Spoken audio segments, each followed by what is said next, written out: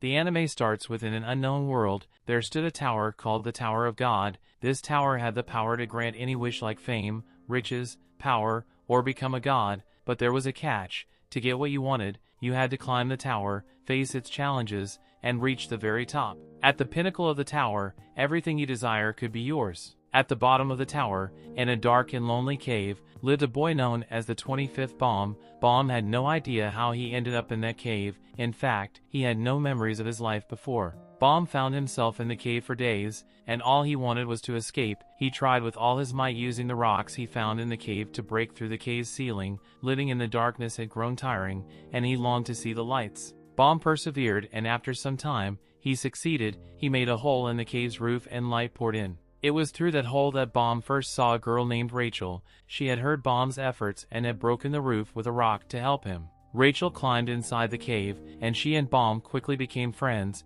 Their bond grew stronger as Rachel was the first person Bomb had seen since he woke up in that cave. She helped Bomb learn many things he had forgotten and told him about the stars that shone at the top of the tower. Rachel had a dream of seeing those stars, and she aspired to climb the tower to make the dream come true. But Bomb, who only knew the cave and his best friend Rachel, wanted her to stay with him forever. One fateful day, Rachel made the decision to leave and run towards the tower's entrance. Determined to chase her dream of seeing the stars, Bomb ran after her, desperately trying to stop her from leaving him. He caught up to her and asked her where she was going. Rachel apologized and explained that she had to leave him behind because she was determined to climb the tower. In that moment, Rachel was enveloped in light and started disappearing. Simultaneously, the tower's doors swung open, and a massive, powerful hand extended down towards Bomb. Driven by his obsession with Rachel, Bomb somehow managed to enter the tower as well. He awoke in a grand corridor and met the tower's guardian Head-On. Head-On seemed pleased that Bomb had arrived. Bomb was surprised that Head-On knew his name,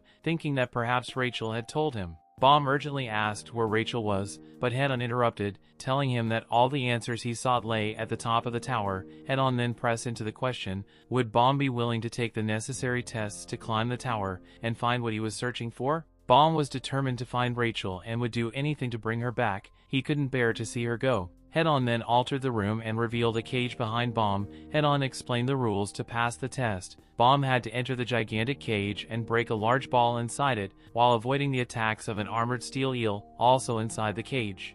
If he succeeded, he would pass the test and move on to the next floor of the tower to continue his search. Head-On warned Bomb that the test was extremely difficult and that he could withdraw now. The tower was dangerous, and someone as weak as Bomb could lose their life attempting it. However, Bomb paid no attention to Head-On's words and rushed towards the cage, but just as he was about to enter, a girl stopped him by kicking him in the face. The girl named Yuri Zahard and a boy named Evan Erdok started speaking a strange language that Bomb couldn't understand, but don't worry, Evan had a special ball called a pocket that turned their words into something Bomb could understand. They said Bomb was an irregular, which meant he came into the tower all by himself, unlike other regular folks. Bomb was on this journey to find his friend Rachel, and that's why he ended up in the tower. Head-On came by to them and figured out that Yuri is a princess of Zahard. She introduced herself and Evan. Head-On warned Yuri that if the big boss of the tower Zahard found out she was helping Bomb, there would be big trouble. Yuri thought the test was too tough for a newcomer, and she said even folks on the 28th floor would find it hard, but Head-On said Bomb was an irregular, and Yuri thought he was harmless. Evan thought the same. Head-On had an idea. He told Yuri that if she wanted to help Bomb so badly, she should lend him a special sword called the Black March. It was part of a legendary set of swords in the tower, but Evan wasn't too sure about this idea, as only the princesses were supposed to use it. Yuri finally agreed and handed the Black March to Bomb. She said she did it because he had a pretty face. Bomb took the sword and went into a cage where the giant eel attacked him. Bomb tried to fight the eel with the sword but had some trouble. When the eel ate him and Bomb injured it from the inside, he succeeded in getting away from the eel and focused on the ball. Bomb kept trying to break the black sphere, hoping for a miracle, but the eel came back to attack him. Evan shouted for Bomb to ask the Black March for help. Yuri said the sword wouldn't listen to her, so it won't help, but Bomb talked to the sword and it lit up. The sword spirit talked to him and agreed to help because he was cute. With the Black March's power, Bomb beat the eel, broke the sphere, and moved to the next floor. Yuri tried to follow, but Head-On stopped her and killed the eel with his staff. Now Bomb found himself on the second floor, and there was a big battle with around 400 people. It was way better than the dark and creepy previous floor. Bomb was amazed, but he had no time to enjoy it. A voice from a floating black cube called the lighthouse said they had to fight until only 200 were left to move on. The test started and Bomb used his sword to defend himself from others who tried to clap him, but then he faced the big multiplied creature. He was in trouble when two new people, Kun Agnes and Rack Wraithrazer, came to them. Rack wanted to hunt Bomb and Kun was curious about the Black March sword. Rack really wanted to fight Bomb because he thought of him as prey. Bomb looked at his rivals and he saw that Rack was pointing his lance right at his head. Khan wondered why a talking alligator like Rack would be valuable. Bomb saw a chance to get away and moved a bit. Kun teased Rack by asking if he was Bomb's pet, but Bomb said that Rack wasn't his pet because Rack was trying to clap him. Rack got mad and stomped his feet, saying his name was Rack Wraithrazer and wanted Kun to call him that. Kun thought Rack was just like the other people who wanted to fight. He decided to leave, but he noticed something on Bomb's sword. It had the same mark as the 13-month series swords, and this made Kun curious. He made Rack fall and then ran away with Bomb. Rack got up calling them turtles and tried to find, while Kun and Bomb hide behind the guy with multiple eyes. Kun introduced himself, shook Bomb's hand and asked where he got the Black March. Bomb told him that Yuri had lent it to him to reunite with someone. Kun found this interesting and asked Bomb to go with him. Bomb agreed because Kun was the only person on the floor who hadn't tried to clap him. Meanwhile, Rack was still searching for them. In the middle of all this, there was a battle between a green reptile girl named Enak, with a whip-like weapon called the Green April, and a guy named Hats who had two katanas. The Green April had a red mark like the Black March part of the 13-month series. This made Anak's Princess Azahard like Yuri. While Anak and Hats fought, Bomb and Kun counted how many people were left, which was 268. They were focused on hiding and waiting. Kun asked Bomb if he had ever clapped anyone, but Bomb said he hadn't. He couldn't remember his past, only what Rachel had taught him. Kun asked if Rachel was his girlfriend, but Bomb said she wasn't. He felt like he belonged to Rachel and that's why he had to climb the tower to find her. Kun said Rachel was like his rule. Bomb didn't know what that meant, but they shook hands to become allies. Bomb liked the idea of having someone on his side. The fight between Anak and Hats ended in a tie because they were both really strong. Then they met a guy named Shibisu, and they all decided to team up. Kun told Bomb something important. He said that Bomb shouldn't be stuck following the tower's rules. He should make his own rules. Kun also thought that if a Princess Azahard like Yuri was interested in Bomb, it was worth believing in him too. But guess what? Rack suddenly appeared and tried to attack them. However, the time was up and the 200 participants for the next phase had already been chosen. The announcer said that anyone who attacked after the announcement would be disqualified. The announcer then gave them 5 minutes to form teams of 3 people. If they didn't have a team, they'd be disqualified too. So Bomb and Kun tried to team up with Rack, but he said no. He wanted to chase them as his prey. Kun told Rack that he would clap him and find another ally. Kun even got ready to fight Rack, taking out a knife from his briefcase, but Bomb decided to fight Rack by himself without using his sword. He dropped his sword and asked Rack to hunt him as he was without fighting back. This made Rack pause for a moment. Kun tried to convince Rack to make an alliance, but Rack hit him with his lance and said he wasn't interested. As time ran out, Kun climbed up and grabbed Rack's neck. Bomb joined in,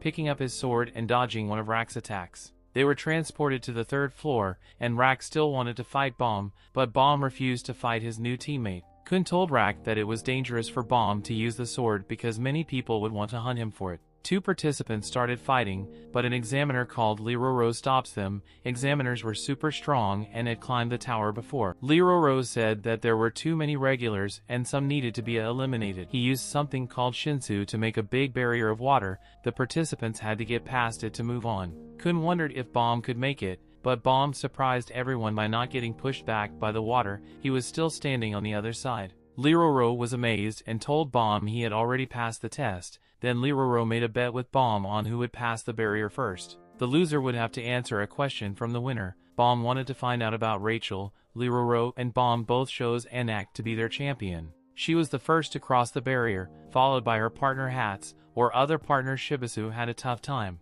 Liroro called the bet a tie, which was pretty cool since he was a ranker. Liroro agreed to answer Bomb's question, but he didn't know about a girl with freckles named Rachel's. Bomb asked about irregulars and Liroro explained that they were people who didn't follow the tower's rules. The tower had 3 parts and it seemed like Bomb and Rachel didn't come from any of the parts. Then a participant got frustrated and said he wouldn't get disqualified because of some water barrier, so Liroro used Shinsu to silence the guy and make him quit the test. Liroro returned to Bomb and the other participants managed to pass the test. they moved on to the red door test on the 3rd floor. Before the test began, Kun thought about his past, how he was betrayed and exiled for trusting someone. He remembered his mother's words about not trusting anyone. As he looked at the sky, Bomb came up and asked if the ceiling was too bright, but Kun told him there was no ceiling, it was the sky. Bomb had never seen the sky before, which surprised him. Bomb asked if you could see stars at night in the sky, as Rachel wanted to see the stars when she climbed the tower. Kun explained that stars were just a legend because the sky was created by the power of Shinsu and it wasn't real. This worried Bomb a bit, thinking about why Rachel would climb the tower without him. As the test started, teams of regulars entered a corridor to continue to the red door tests. The next team went in and they heard screams. Bomb, Kun and Rak sat and waited for their turn. While they waited, a guy who looked like a balloon approached them and said he had a clue about the test. Bomb asked what it was, and the guy mentioned that the groups that passed in less than 5 minutes didn't scream. He thought there might be a time limit. Kun wasn't sure about the guy's theory and questioned why he would share it with strangers. Then the guy talked about Kun's past and how he was abandoned by the Khan family. Kun got angry and pulled out a knife. Bomb tried to stop him and Rak stood up ready to fight. Kun backed away to avoid a fight in the waiting room. Then it was their turn to proceed with the test. They entered a room with a giant clock and red doors appeared. A guy named Han Sung-yu explained the test. They had to open the right door to pass, but they could only choose one door, and they had 10 minutes. Han Sung wouldn't give them any hints. Kun analyzed the situation, thinking about what the right door could be. Rak was running around chaotically and Bomb tried to calm him down. Kun tried to focus, but he couldn't come up with a solution. Kun remembered his mother's warning about not trusting anyone, and he tried to forget the clue from the balloon guy. He also thought about a girl named Maria who had betrayed him when she became a princess of Zahar. He couldn't trust anyone. With 4 minutes left, Kun was still thinking. Just before the 5-minute mark, Rak, driven by instinct, kicked open a door and they passed the tests. Han Sung congratulated them and explained that they just had to open any door before 5 minutes had passed. Han Sung knew about Kun's past and mentioned how Maria had traumatized him, making him someone who never made decisions unless he was absolutely sure. He also said that Kun needed companions who could make instinctive decisions like Rak and protect those eyes that don't know any doubt, referring to Bomb. Kun left without saying anything and Han Sung wished him farewell, hinting that he knew what was in Kun's briefcase. Afterward, other groups also passed the test, including one with a guy who's always sleeping named Fonsicle Lauro and another with Annex. Bomb tried to ask Kun about Maria, but Kun didn't want to talk about it. On the lower floors, tests were still going on, and on the 2nd floor there was a group of hooded individuals, one of whom resembled Rachel. They clapped everyone who participated in the tests, which was against the rules. Quant, the examiner in charge, informed Han Sung about the group that had passed both tests. Han Sung agreed to help and contacted Liroro to resolve the matter. Bomb went to get a drink for Rak but realized he didn't have money. Shibisu approached and bought him the drink. Shibisu introduced himself and his team, consisting of Anak and Hats. Bomb thanked Shibisu and introduced himself as well. Shibisu felt a connection with Bomb and wanted to make it to the final together as acquaintances. Liroro then informed them about an extra test, the crown game, which wasn't mandatory, but most participants chose to participate. In this game, teams fought to reach the throne, and one member had to wear the crown. Their teammates protected the crown wearer while defeating other groups. Liroro mentioned that the new group, the hooded individuals, would participate as well. Shibasu's group decided to participate first, with Anak using her weapon, the Green April, to fight the other group. She defeated her opponents and put on the crown, ensuring no one could take it. Bomb saw Rachel among the hooded individuals in the distance. Bomb was convinced that he saw Rachel and called out to her. However, the girl from the hooded group who might have been Rachel didn't respond and remained still. Bomb started to doubt himself, thinking that maybe he was wrong because if it was Rachel, she would have answered, so he refocused on the game. Liroro mentioned that Shibasu's group now has the crown, and he began a countdown for the next group to challenge them. Rak wanted to go next, but couldn't advise waiting to make the best the move. The countdown ended and 2 more groups entered, a random group and Laura's group. Hats and Shibisu split up to protect Anak and the crown. Hats handled the random group while Shibisu fought Laura's team. Lauro, who was usually asleep, woke up and attacked and off using Shinsu, making her angry. Anak dodged the attacks and used her Green April to counter Laura's group, causing the Black March to react strangely. Anak noticed the Black March's influence and stopped her attack, causing Laura's group to decide to leave the game. Anak destroyed their cell and confronted Bomb, demanding the Black March. Bomb refused and Anak tried to take it by force but was stopped by Allure, who disqualified her for leaving the throne. Anak proposed a bet to Bomb if he won the test. she would give him her sword, and if she won, she would take the Black March. Bomb reluctantly accepted, and the test resumed. The test continued with more groups entering to fight. Kun managed to take the crowd and hid it in his briefcase. He challenged the other groups to try and take it from him, using his briefcase to defend himself. After a series of dodges and maneuvers, Kun revealed a fake crown and placed the real one on Bomb's head, who sat on the throne. At that moment, the hooded group led by Rachel decided to take action. Rachel revealed her face, and her teammate and Endorsi, another princess of Zahard, prepared to eliminate all the participants. The battle and the test continued, with Kun revealing his clever plan to distract the other groups while getting the real crown to Bomb. He showed his ability to copy objects using his briefcase. When 3 groups decided to team up and attack Kun,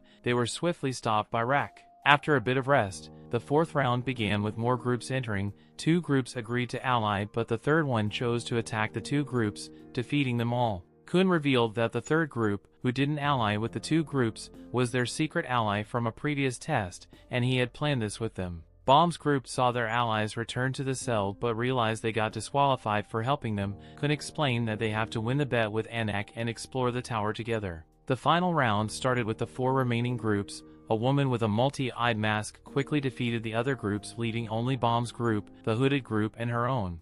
She went straight for Bomb but was stopped by Rak. She then charged at Bomb after managing to get Rak out of the way, and Bomb got defended by Endorsi from the hooded group. In the middle of the battle, Bomb recognized Rachel's voice, but couldn't see her face due to the hood covering it. Rak asked Kun if he bribed the hooded group, but Kun explained that they were from a different testing floor and seemed uninterested in the crown. Kun and Rak defeated the other members of the masked woman's group. During the battle, the masked woman attacked Rachel, causing her hood to fall and revealing her face. Bomb rushed to protect Rachel but was struck on the head and fell to the ground. Bomb was determined to protect Rachel but was injured. Subconsciously, he activated his Shinsu and seriously injured the masked woman, whose name is Warayan. Bomb then tried to deliver the final blow with the Black March, but it stopped him by freezing time and manifested in its female form. The Black March told Bomb to calm down and enjoy his reunion with Rachel. It kissed him on the cheek, causing him to faint. Later on, Yuri was desperately searching for a way to reach Bomb on the testing floor.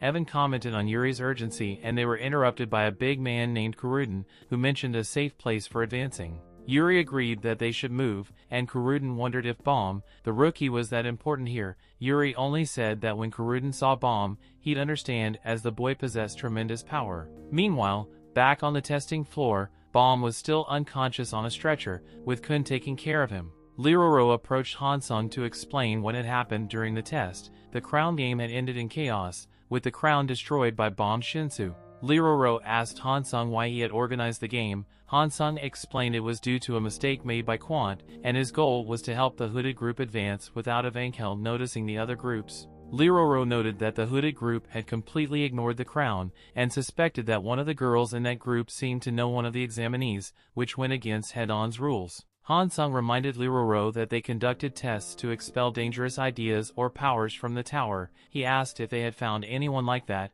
and Liroro replied that they hadn't. Hansung believed that organizing the crown game was worth it. Liroro decided to leave, but before he did, he asked Hansung about controlling Shinsu without making a contract with an administrator. Hansung admitted it went against the tower's laws, but mentioned an irregular named Mazino, who could do it. As Liroro walked down a corridor later, he realized that Hansung had avoided the question because it seemed that Bomb didn't control Shinsu, he was Shinsu itself, which posed a clear danger to the tower. Back in his room, Bomb was still asleep and couldn't talk to him, urging him to wake up soon as there was another test the next day, and Bomb would be disqualified if he didn't wake up and participate in it. Rachel interrupted them, asking Kun for a favor. As Bomb remained unconscious, Rachel talked to Kun about how Bomb had pursued her when she first mentioned her intention to climb the tower. She never imagined they would meet again, which is why she asked Kun to lie to Bomb when he woke up, making him doubt whether he really saw Rachel. Rachel wanted to avoid problems between them, believing that they became burdens to each other when together. Kun thought Rachel was being selfish because Bomb truly wanted to be with her. While this was happening, Anak held the Black March and gave it to Shibisu, telling him to communicate with the sword because it didn't talk to women. Shibisu tried to talk to the sword, but it rejected him for not being handsome enough. It turned out the Black March only liked handsome men. Anak left with the sword, and as she did, Endorsi met her and continued with her condescending tone she had started at the crown game. Dorsey explained that the Black March belonged to Yuri, the only princess chosen in the last 500 years to receive one of the 13-month series swords. She warned Anak to reconsider keeping the sword, once again calling her an imposter. In another room, Kun pondered how he couldn't let Baum continue associating with Rachel. Just then, Baum woke up and they told him he'd been sleeping for 5 days. Baum worried that he might have missed something important and jeopardized the team, but to his relief, they explained that there was a 3-day break for all the participants after the crown game incident. All was well. After the break, all the participants gathered in a large room to select their positions and their teams before moving on to the 4th test. Irregular explained that tower battles are conducted in teams, and these teams must have specific positions. There are 5 types of positions: fisherman for close combat, spear bearer for ranged attacks, light bearer for strategy and information, scout for analyzing enemies, and wave controller for Shinsu control. Kun asked if the injured participants would be disqualified, and Irregular mentioned they would be if they couldn't participate.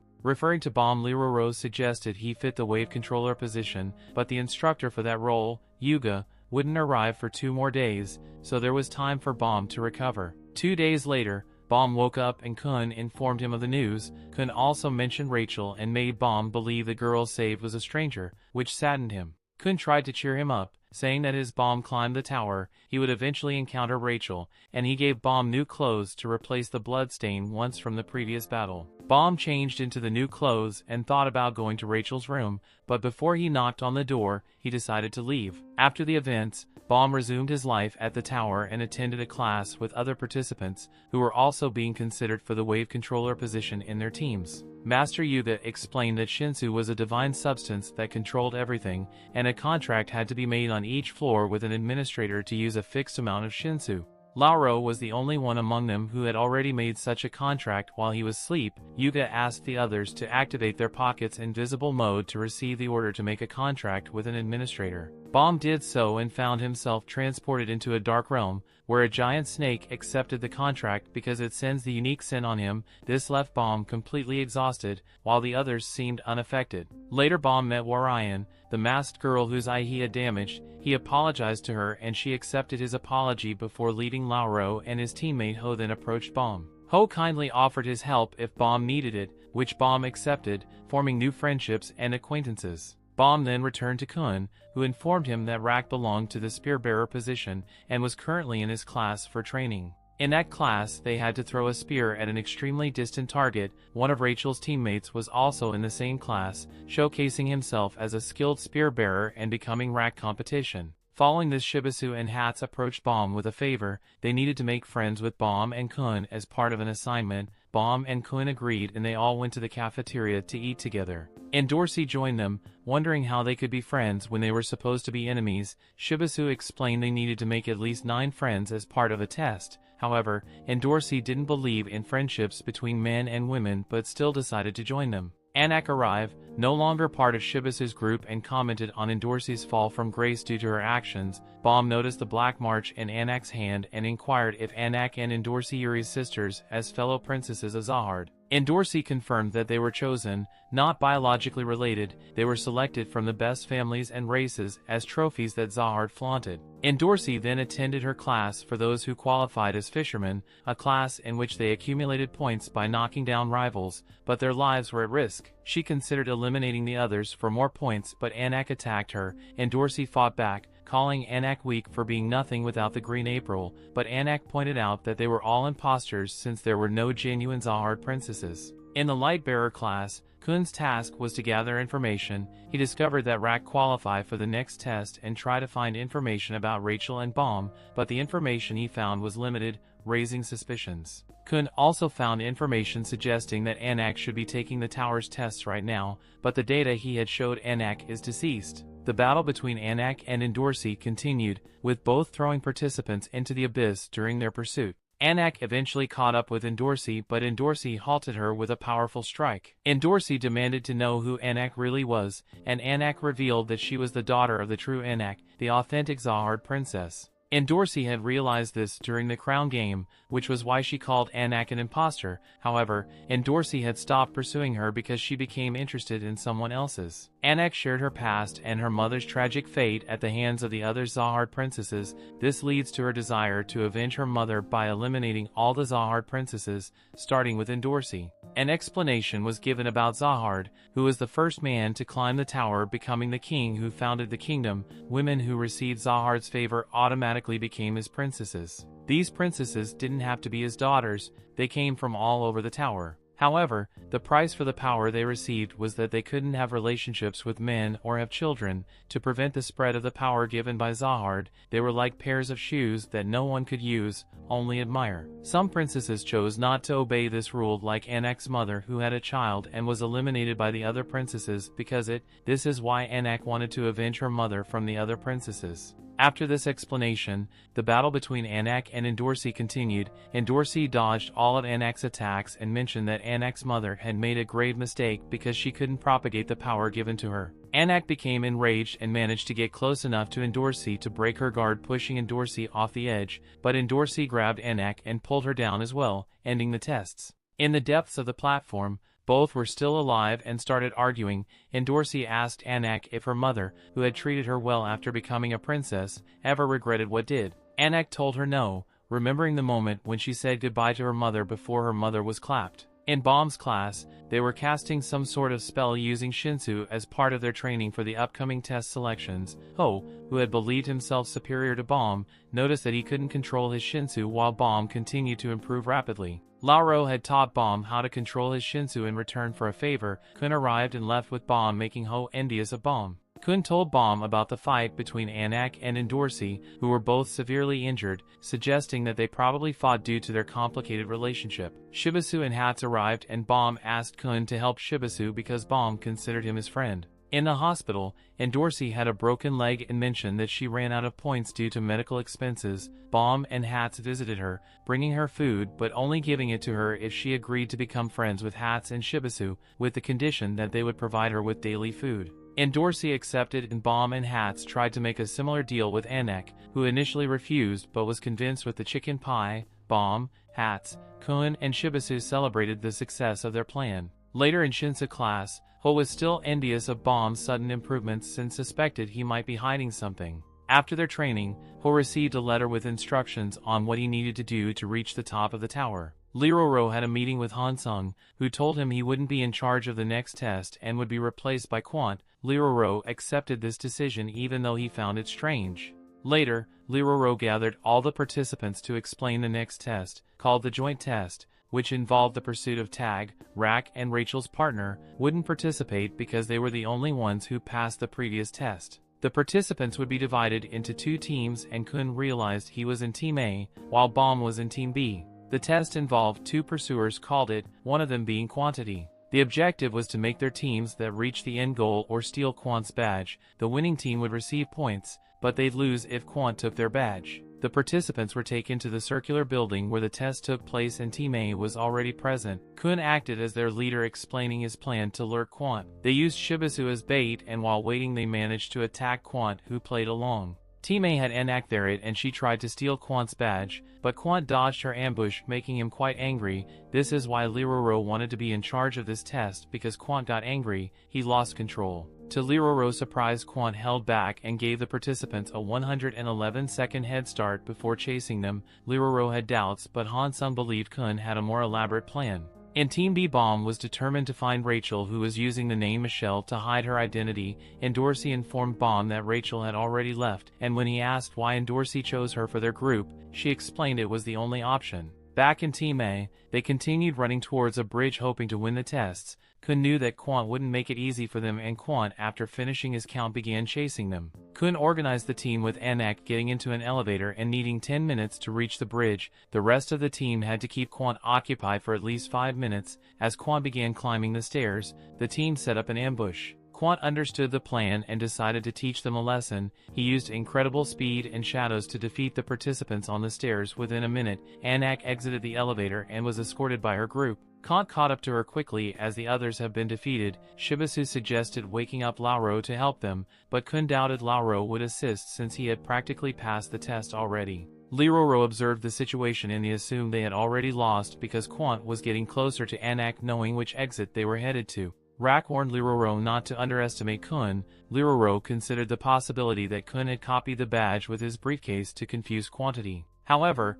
Hansung explained that the badges were modified with Shinsu and couldn't be copied. Shimasu and 2 others tried to stop Quant but were easily defeated. Kun was informed they lost sight of quantity. Quant reached the bridge where Anak was headed but encountered Kun. Quant asked about Anak and Kun told him she had jumped to the lower exit. However, Quant didn't believe him. Kun claimed that Anak was running towards the exit. To deceive Quant, Anak hid inside a blue cube called the lighthouse controlled by Kun. Kun tried to trick Quant into jumping off the bridge. Quant realized Kun was hiding something, so he decided to jump off the bridge while holding onto Kun. As Kun fell, he released his grip, allowing Anak's sword to save him. Quant fell to the ground alone. Anak climbed back onto the bridge close to the finish line. Baum watched with his Team B, feeling excited about Kun's apparent victory. However, the rest of his team looked at him strangely because Team B couldn't pass if Team A won, but Baum was just excited for his friends. Anak was about to cross the finish line, but to her surprise, Quant was waiting there and swiftly grabbed her badge,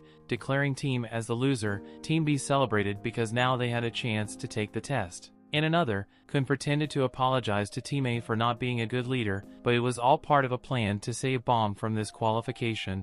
During the test with Laura's help, Kun had gone to find Quant and help him climb up the bridge again to catch up with Anak. Meanwhile, in Team B, the members argued about who should be the leader, and Endorsey volunteered and was accepted as the leader, so Team B attempted a strategy similar to Team A, moving the badge toward the bridge. Endorsey, Baum and 2 others took the elevator, while Hats and a couple of spear bearers took the stairs. Serena and Ho waited at the entrance. Serena shared her loss of motivation with Ho, explaining that in the next test, they might have to fight and even harm the people they had come to consider as friends. She recalled a story of how she and her friends were thieves, and a ranker had come and killed them. Head-On had saved her and brought her to the tower. She admitted that at first killing didn't bother her, but now she was uncertain about it because of the connections she had formed. Ho, on the other hand, didn't care and showed that he was willing to step on others to advance further. Hats became alert as he sensed Quant approaching. He got ready and instructed the other spear-bearers to prepare as well. When Endorsey and the others reached the bridge,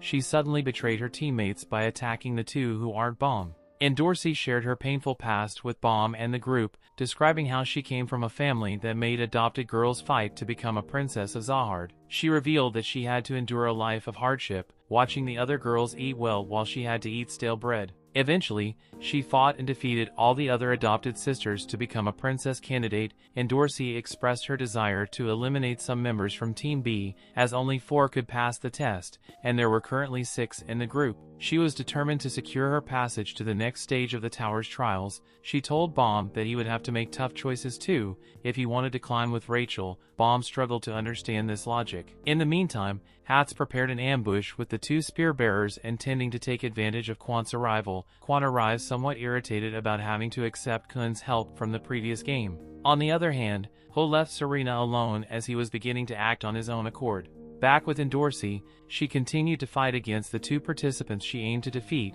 Baum tried to reason with her, reminding her of her own past when she was weak, but when she let her guard down, one of the participants attacked her. Baum stepped in to protect Endorsey, but then he decided to find Rachel on his own. Rachel was in her lighthouse when Ho interrupted her. He took her hostage, knowing that he could use her to manipulate Baum. He claimed he had received a mysterious letter instructing him to do this. The test transmission was temporarily stopped to prevent the other team from witnessing these events. Liroro wanted to interrupt the test, but Hansung insisted on continuing. Hats fought Quant to buy some time, but he was clearly outmatched. He had hoped the spear-bearers would ambush Quant, but they betrayed him, fleeing and leaving him to fend for himself. Quant realized this betrayal and decided to confront the traitors. Ho, holding Rachel hostage, panicked as he noticed Baum approaching. Ho demanded that Baum fight Quant to save Rachel's life. Baum, driven by his love for Rachel, agreed without hesitation. Quant used Shinsu to immobilize Baum, as he was more interested in pursuing it for the test. Ho, in his desperation, ended up stabbing Rachel. Baum managed to use the same immobilization technique he learned from Quant,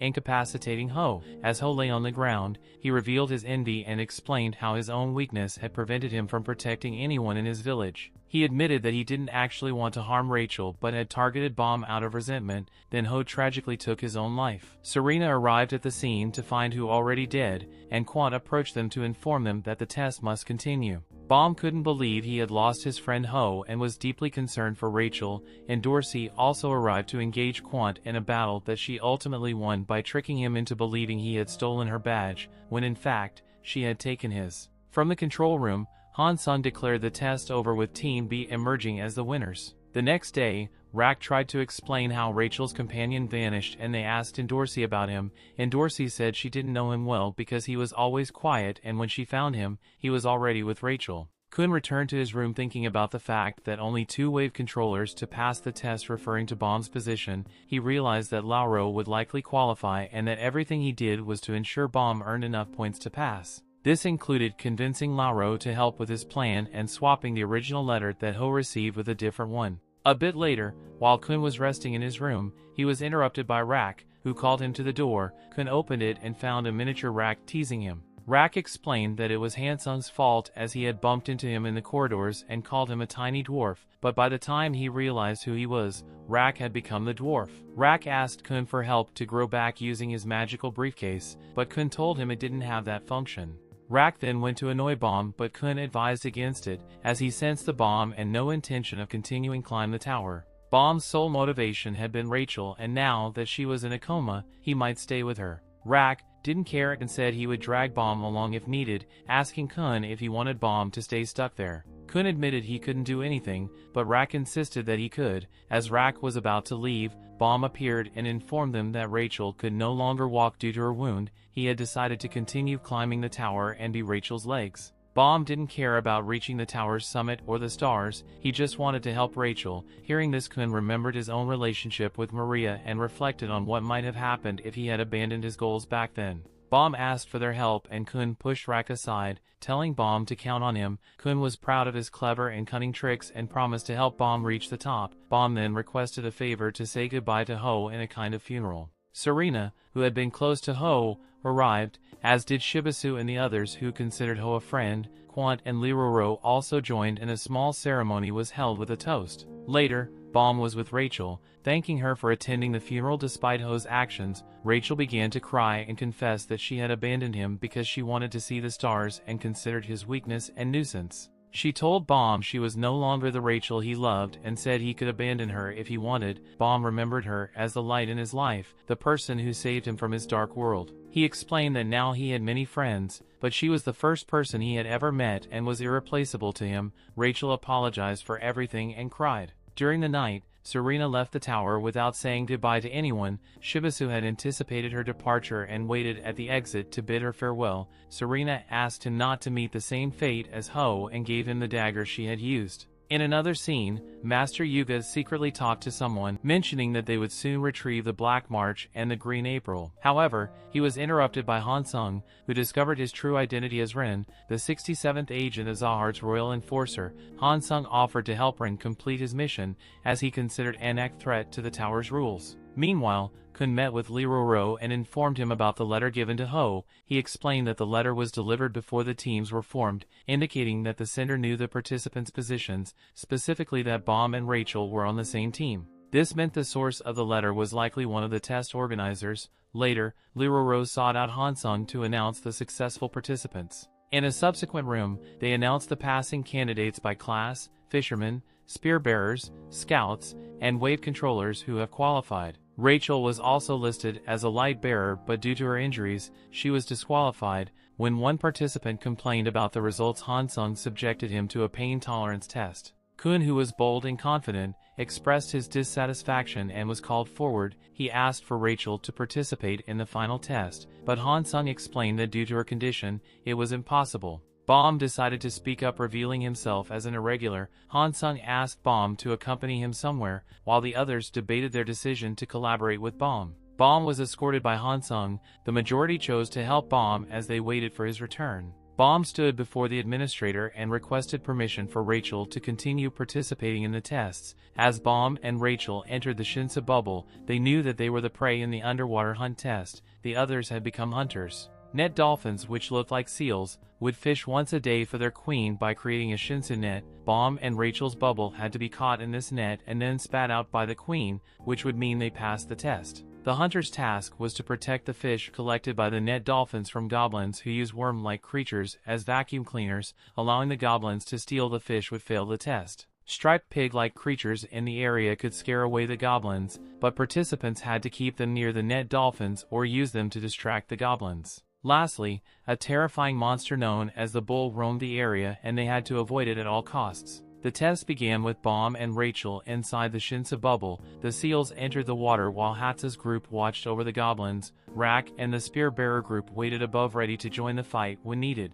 Shibasu's group guarded against the pigs and Kun observed from the lighthouse. Yuri's group, which was getting closer to Baum, also started to move. Baum talked to Rachel about Yuri, mentioning that she was the princess who lent him the sword. Hatz informed Kun that his companions had disappeared. Shibasu, who found himself facing the bull which was devouring a participant. He tried to get its attention, but it wasn't easy. Eventually he jumped onto the bull with Serena's dagger, trying to attack it, but it was futile. Anak arrived to fight the bull and Endorsi also joined the fight. They made a bet. If Anak defeated the bull, Endorsi would become her servant for life. If she lost, Anak would surrender the green April Endorsi. Simultaneously, Rack received a message from Hatz about the goblins' movement. There were more goblins than expected. Kun instructed Hatz to find out their destination and Rack's spear-bearer group prepared for a surprise attack. In the Shinsa bubble, the net dolphins were forming their net. Kun, unable to see the depths, reliant on Nari, who was on the surface. Lauro, Nari controlled divine fish with Shinsu to help Kun locate an underground path. Endorsi continued her battle with the bull but hadn't defeated it yet and her turn was almost stopped. The monster had captured her but she managed to break free.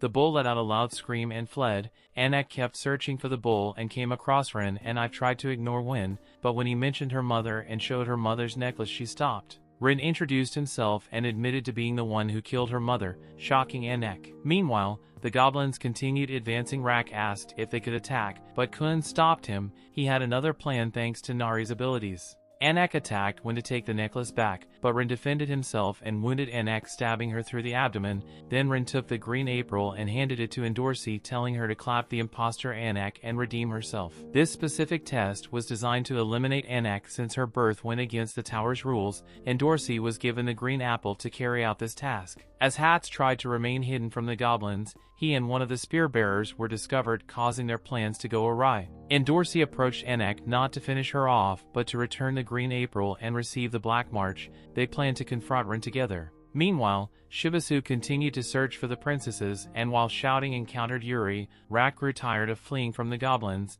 so he decided to confirm them. Back with the princesses, they managed to subdue Rin. However, when Endorsi lowered her guard, Rin attacked her and then Anak, leaving Anak wounded. Yuri arrived at the scene, surprising Rin. Rin introduced himself and Yuri saw her sword on the ground and decided to take the job of recovering the swords into her own hands. Back with Rack, he and the other spear-bearer got surrounded by multiple goblins. Lauro uses powers to make his companions float in the air to protect them. Goblins were now fighting against pipes led by Nari, Lauro, and Kun. Everyone thanked Kun, who decided to take a break. Suddenly someone very similar to Kun Hatchling appeared. He was Kun's relative and he had been accompanying Yuri on her journey along with Evan and Kurudin. Meanwhile, Hansung watched the tests with Liroro and Quant and realized there was an infiltrator. When they tried to identify the infiltrator, the signal was cut by Hatchling. Liroro found Hansung suspicious for staying calm during this situation. Hatchling spoke with Kun, but Kun wasn't particularly interested in what he had to say.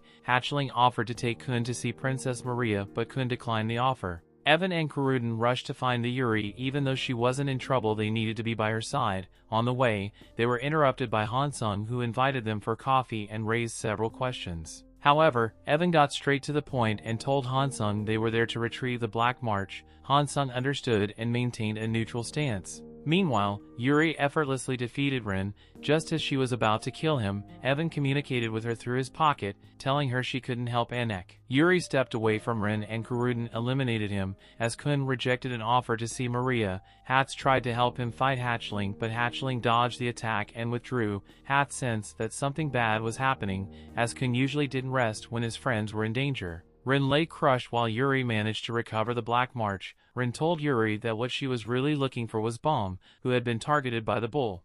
Baum was talking to Rachel, mentioning that he was no longer the same because he had friends now and could control Shinsu to some extent. Suddenly the bull arrived and started attacking him. Yuri wanted to interfere, but Anak and others urged her not to as it would disqualify Bomb. They decided to trust Bomb to pass the test. Bomb was struggling against the bull, getting injured multiple times. He eventually freed himself by exploding the monster from the inside using his shinsu, emitting a radiant light. After defeating the bull, Bomb fell into Rachel's arms. Yuri trusted Bomb's friends, so she took the green April and left a message for Bomb with Shibisu, asking him to tell Bomb that she would be waiting on the 77th floor. She then left with Kurudin.